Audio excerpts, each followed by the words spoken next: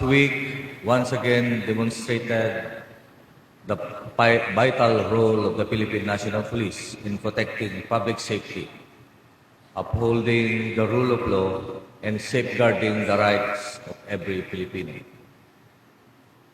I commend every police officer who served during the fifth State of the Nation address of President Ferdinand R. Marcos Jr.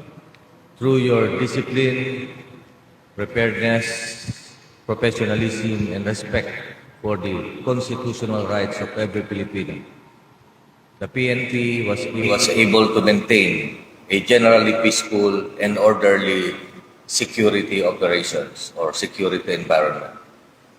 As we recognize its accomplishments, we also honor the memory of Patrolman Chris Heredero, who gave his life after faithfully completing his SONA security duty.